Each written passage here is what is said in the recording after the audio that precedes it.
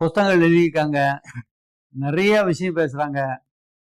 படிச்சவங்க அறிவாளிக படிச்சவங்க அதுக்கு தக்கெல்லாம் பேசி எழுதிடுறாங்க. அனுபவப்பட்டவன் யாரும் சொல்ற மாதிரி இல்லை. இந்த அனுபவங்கள் வரும்போது அதை நம்ம தான் புரிஞ்சுக்கணும். அனுபவங்கள் வரும்போது சில அனுபவப்பட்டவங்க அதை வெளிப்படுத்தினோம்னா சரியா வரும். அனுபவப்பட்டவங்க அதை எழுதி இது பண்ணாங்கன்னா அதுக்கான ரெமடி கிடைக்கும். இப்போ நம்ம ஜீவ சமாதிங்கிறாங்க. ஜீவ சமாதி என்னன்னா உயிரோடு இருக்கும்போது இப்ப ஜீவ சமாதிங்கிறாங்க. ஜீவ சமாதிங்கிறது இப்ப சில பக்தி மனம்தான் எல்லாத்துக்கும் காரணம். அவங்களுக்கு நம்பிக்கை இருக்கு, தெய்வ நம்பிக்கை எனக்கு ஆழமா இருக்கு. அதையே அவங்க பிராக்டிஸ் பண்ணிடுறாங்க. மன ரீதியா ஏதோ ஒரு நாமங்கள் மந்திரங்கள் இதை ஜெபிச்சு இதாகிடுறாங்க. என்ன ஆகுது, அந்த ஜீவ சமாதிங்கிற நிலை என்ன ஆகுது, அதை பிராக்டிஸ் பண்ணிடுறாங்க, ஜபம் பண்றாங்க. இப்ப நல்லா நம்ம விஜய பண்றோம்னா வச்சுக்க, ஒரு தன்னிலை மறந்து போயிடுது. தன்னிலை மறந்த உடனே அப்ப நமக்கு அந்த நிச்சய கூடுச்சுன்னா சமாதி கிடைக்குது. நிச்சயம் கூடணும். முதல்ல ஜபம் பண்றோம், பண்ண பண்ண பண்ண பண்ண நிச்சயம் கூடுது. நிச்சயம் கூடும்போது நிச்சயம் கூட என்ன ஆகும் அப்படின்னும் போது சமாதி வந்துடுது. நிச்சயம் கூட என்ன ஆகுது, நம்ம அந்த செல்கள் எல்லா செயல்பாடுகளும் ஒடுங்குது, சமாதி கூடுது. இப்ப நம்ம இத ஒரு வகைக்கு மகா சமாதி அமைப்பாங்கல்ல. நம்ம விருப்பப்பட்டு இப்ப இந்த உடம்பு நமக்கு தேவையில்லை, இந்த உடம்புல இன்னும் தேவையில்லை, நீ இந்த உடம்பு நமக்கு உபாதைக்குரியது, ஏன்னா இது நம்ம இந்த இருக்கக்கூடாது அப்படின்னு நினைச்சோம்னா அதுக்கு பிராக்டிஸ் தெரிஞ்சிருக்கணும். அதுக்காக நம்ம வித்தைங்கிறோம்.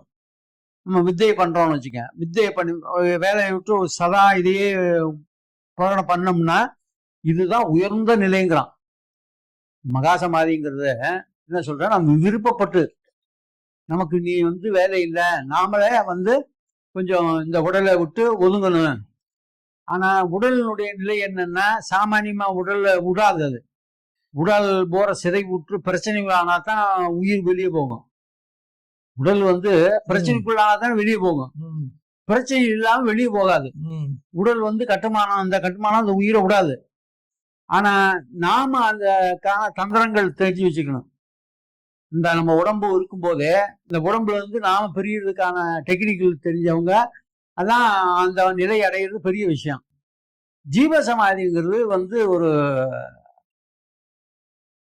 தெளிவு இருந்தா ஜெயிக்கும், இல்லைன்னா தற்கொலை மாதிரி ஏறும். இப்ப ராகவேந்திரே ஜீவ சமாதி ஆயிருக்கான்னு சொல்றாங்கல்ல, அவரை வச்சு கட்டுவாங்க. அவர் உட்காந்துருப்பாரு, உயிர் உட்காந்து ஜபம் பண்ணிட்டு இருக்காரு. எப்ப நிக்குதோ அப்ப நான் சமாதி ஆயிட்டேன், நீங்க கட்டிருக்குங்கிறாரு. நிக்குது, கட்டி மூடிட்டாங்கன்னு வச்சுக்க, மறுபடியும் அந்த விழிப்புணர்வு வந்துச்சுன்னா அங்க அவர் என்ன ஆகுற, தற்கொலை மாதிரி தானே. அது மாதிரி ஜீவ சமாதி எல்லாம் ஆகுறதுங்கிறது ரேரு, முடியாத காரியமும் கூட. அது முடியுதுங்கன்னா அது ஒரு பிராப்தம் இருக்கணும். அது ஒரு பிராப்தம் வந்துச்சுன்னா அது தெய்வ பலமும் இருக்கு, ஏதோ ஒரு பிராப்தம் வந்துச்சுன்னா அது ஒரு கொட்டாகும். இல்லைன்னா அது சரியான முறை கையாள இல்லைன்னா தற்கொலைக்கு சமமாயிரும். மகாசமாதிங்கிறது நம்ம விருப்பப்படுறோம்ல, இனி வேணாம், இனிமே நம்ம இருக்க வேணாம், இந்த உடம்புல இருக்க வேணாம் அப்படின்னு நம்ம நினைக்கும் போது நாம போறதுக்கு இந்த வித்தை ஏதாவது பண்றோம், நிஷ்டை பண்றோம், ஜபம் பண்றோம், இந்த பிராணம் பண்றோம். ஜபம் பண்ண பண்ண பண்ண என்ன ஆகுது, நிஷ்டை கூடுது. இப்ப நம்ம 1 மணி நேரம் பண்றோம், 1 மணி நேரம் பண்ணா ஒரு 10 நிமிஷம் வரும், அப்புறம் 1 மணி நேரம் பண்ணா 20 நிமிஷம் வரும், அப்புறம் 1 மணி நேரம் 30 நிமிஷம் வரும். இப்படியே ஜபம் நம்ம கூடும்போது ஜபம் கூட இந்த நிச்சயம் கம்மியா இருக்கான், ஜபம் கூட நிச்சயம் கூட்டிகிட்டே வரும். அப்ப ஒரு கட்டத்துல நம்ம ஒரு 2 மூச்சு 4 மூச்சு வாங்குறோம். இப்ப நீங்க சொல்றீங்களா 14 கிரியா பண்ண உடனே எனக்கு இதாகுதுன்னு, அது மாதிரி சில இது பண்ண உடனே நமக்கு தெரிய ஆரம்பிச்சிடும். பழகணும், உடனே தெரியாது. நாள்பட பழகியே இருந்தோம்னா ஆட்டோமேட்டிக் இப்ப நம்ம உட்கார்ந்த உடனே ஒரு 4 மூச்சு அந்த சுவாசத்தை பண்ணோம்னா நிஷ்டை வந்துடும்.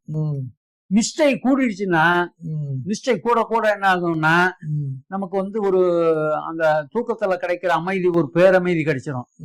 அப்ப அதுலயே அப்ப என்ன ஆகுது, நமக்கு புற செயல்ல வந்து பிடிப்பு இருக்காது. சாப்பிடுறது, ஒரு வேடிக்கை பார்க்கறது, இந்த இதெல்லாம் போய் எப்படி தூங்குனவனை எழுப்புனா அந்த தூக்கத்துக்கே போறாம அதே மாதிரி நிலை ஏற்பட்டுரும்.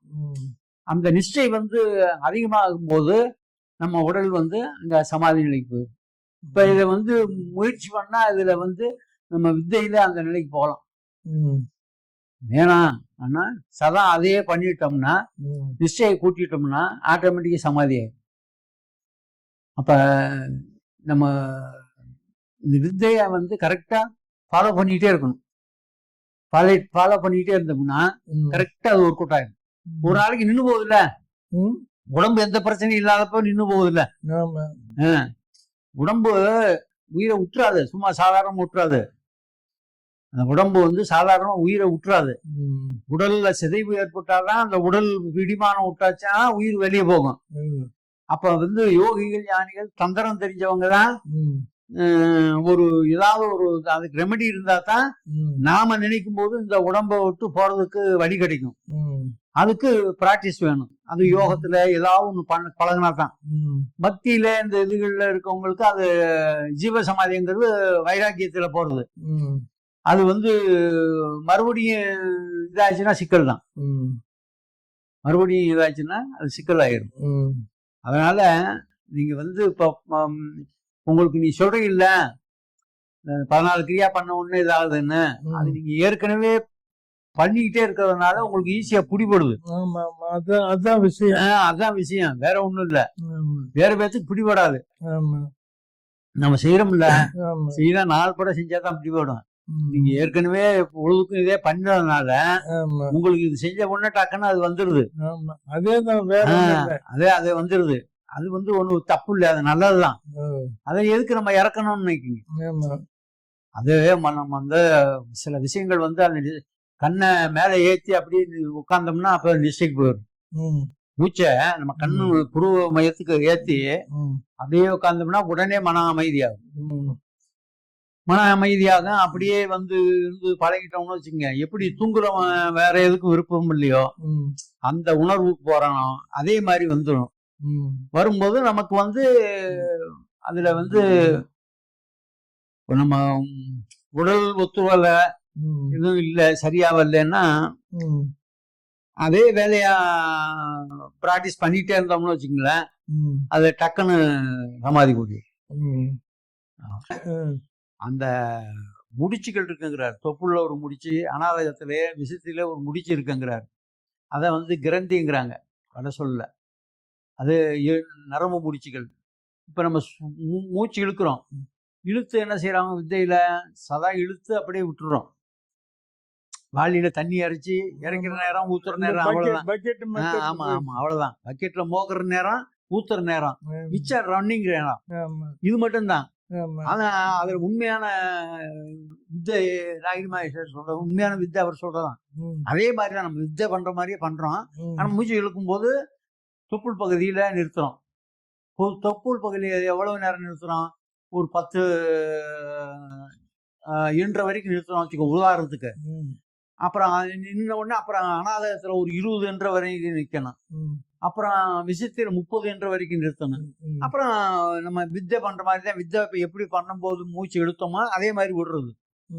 இங்க என்ன ஆகுது, மூச்சை நிறுத்துறோமா, அத நம்ம சாமி வேணான் இருக்காரா? சதா பண்ணணும், அது நிறுத்தக்கூடாதுன்னு இருக்காரா?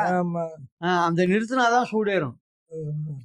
நிறுத்தாமே நம்ம சூடாது. ஏன்னா நம்ம பூமி இங்க வந்து பூரா உஷ்ணமான பூமி. இமயமலையில இது செய்யறாங்க. இமயமலை குளிர் பிரதேசங்கள்ல நிறுத்தினா தெரியாது, சூடு தானே. இப்ப நீ காத்து அடைச்சிட்டுன்னா அந்த இடத்துல வந்து சூடு உண்டாகுது இல்ல. இப்ப நீ ரொம்ப பூரா அடைச்சிட்டு பாருங்க, சூடு உண்டாகும். இப்போ இந்த கிளைமேட் பிரச்சனை இல்ல.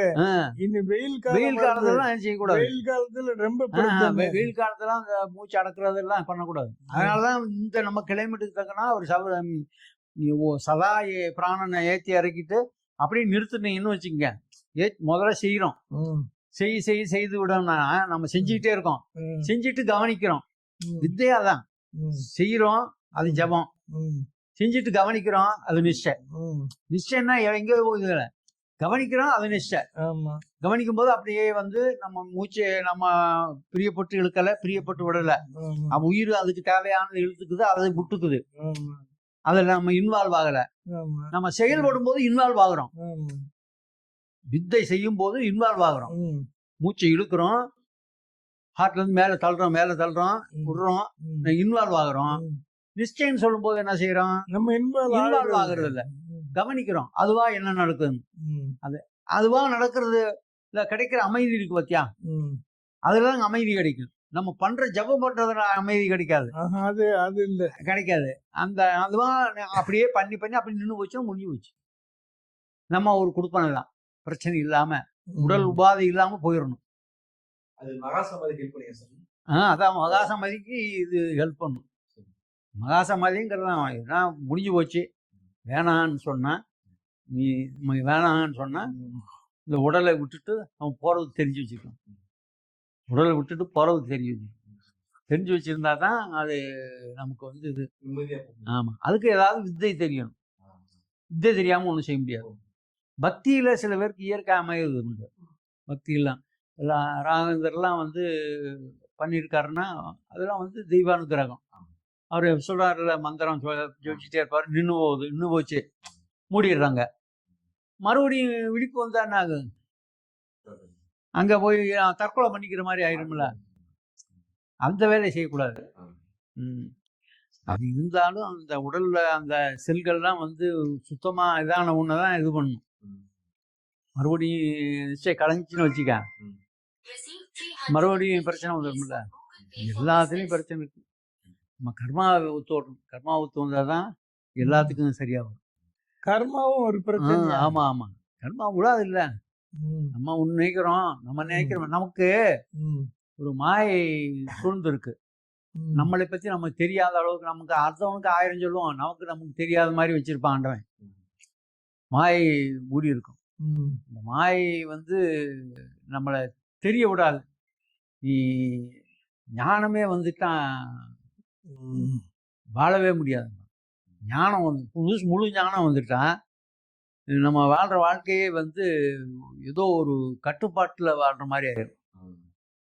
முழுசா ஞானம் வந்துச்சுன்னா மரணம் தானே நம்மளை எதுக்க நிக்கிறது, மரணம் தான். ஒவ்வொரு முன்னாடி மரணத்தை நோக்கி தான் எதிர்கொள்றோம். ஓசோ அழகா சொல்லுவார் ஓசோ ஒரு இதுல, அதாவது மனிதன் தன்னை அறிகிறதுதான் கஷ்டம், தனக்குள்ள இருக்கிற தேடுறது கஷ்டம். ஆனா நீ கடவுளை உண்டு பண்ணி அங்க வழிபடுறது ஈஸி என்றார். நீயே கடவுளை உண்டு பண்ணிக்கிற, நீயே வழிபட்டுக்கிற. அப்ப புறத்துல வழிபடுறது, கடவுளை வழிபடுறது கஷ்டம் கிடையாது.